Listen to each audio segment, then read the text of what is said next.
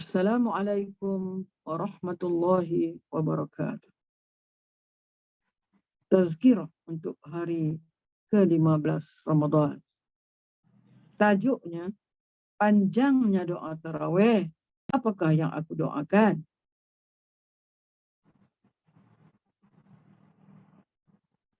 Sesudah menunaikan salat tarawih, sama ada 8 atau 20 rakaat, tu imam biasanya berdoa dengan doa yang agak panjang. Sebagai makmum, kita mendadah tangan, mengaminkan doa yang dibaca. Kerap kali kita berdoa tu, mata kita pun layu, mengantuk dan selalunya terlelap. Lebih malang lagi, tu imam berdoa dengan laju untuk menghabiskan cepat solat tarawih.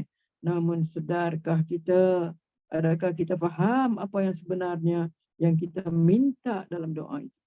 Mungkin kita layu ketika berdoa kerana kita tidak faham maksud doa berkenaan. Mari kita perhatikan maksud doa yang dipanjatkan kepada Allah selepas salat tarawih.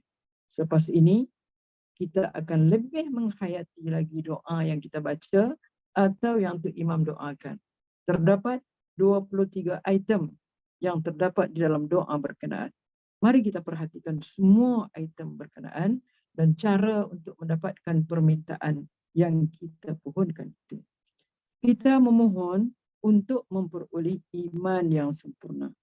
Untuk mendapat kesempurnaan iman, Rasulullah sallallahu alaihi wasallam menegaskan agar kita lebih sayang kepada Allah dan Rasul.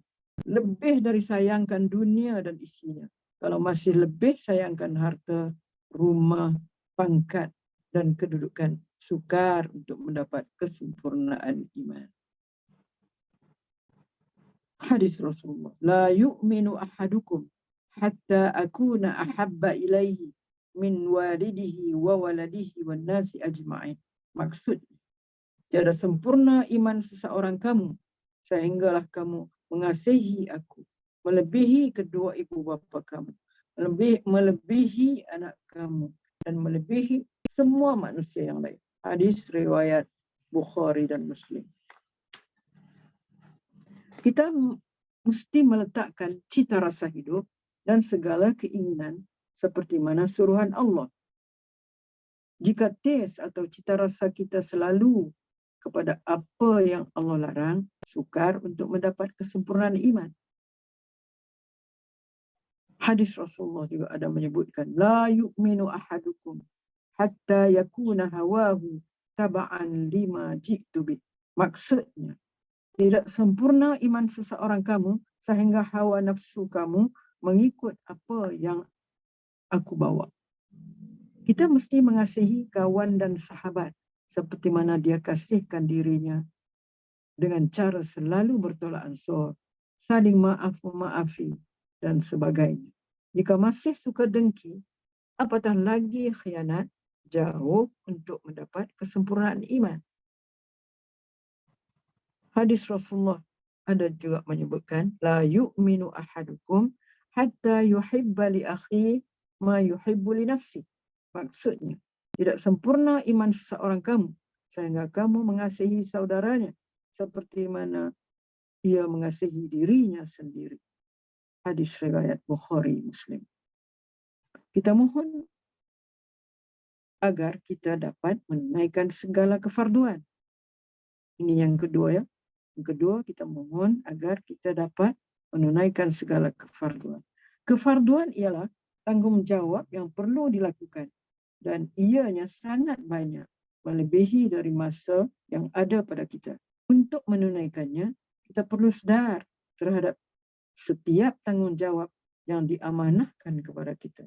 Apakah tanggungjawab terhadap diri sendiri, terhadap keluarga, terhadap masyarakat, terhadap tempat kerja, dan terhadap agama. Masalahnya ialah apabila orang mengabaikan tanggungjawab itu kerana dia tidak faham dan tidak tahu itu adalah tanggungjawabnya. Dan ketiga, kita memohon agar kita dapat menjaga solat. Untuk menjaga solat, kita perlu untuk menunaikannya di awal waktu, berusaha menjaga khusyuk, berusaha melakukan solat secara berjamaah di masjid dan surau.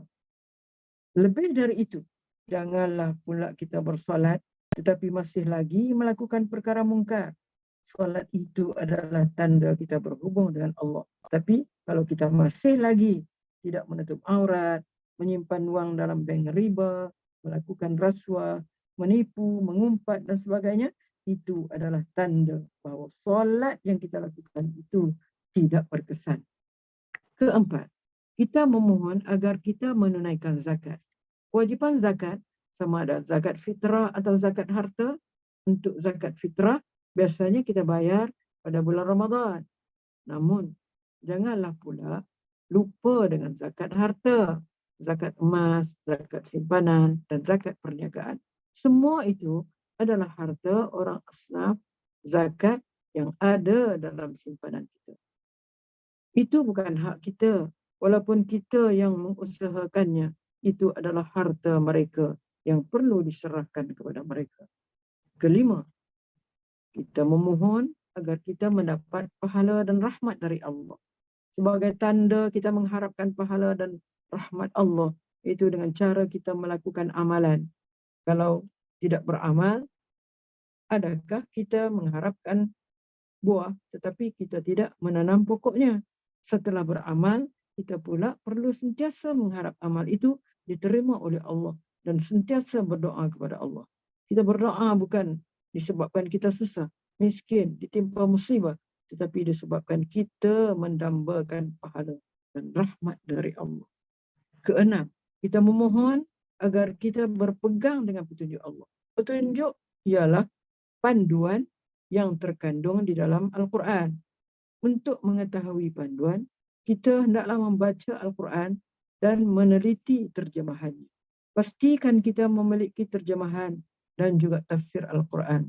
Selain dari menghadiri kuliah Al-Quran, kita mungkin memerlukan bantuan CD yang diperdengarkan oleh qari untuk memudahkan kita mengingati juzuk amma atau surah terpilih yang dipasang di dalam kereta sewaktu pergi dan balik kerja atau di rumah.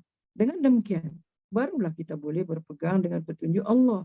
Jika tidak, bagaimana mahu berpegang dengan petunjuk Allah jika Al-Quran pun kita tidak baca? Marilah kita muhasabah amalan kita dengan permintaan kita. Adakah padan doa yang kita panjatkan kepada Allah dengan amalan kita masuk syurga disebabkan rahmat Allah, bukan disebabkan amalan kita? Semoga kita terus diberi hidayah oleh Allah. Wabillahi taufiq wal hidayah. Wassalamualaikum warahmatullahi wabarakatuh.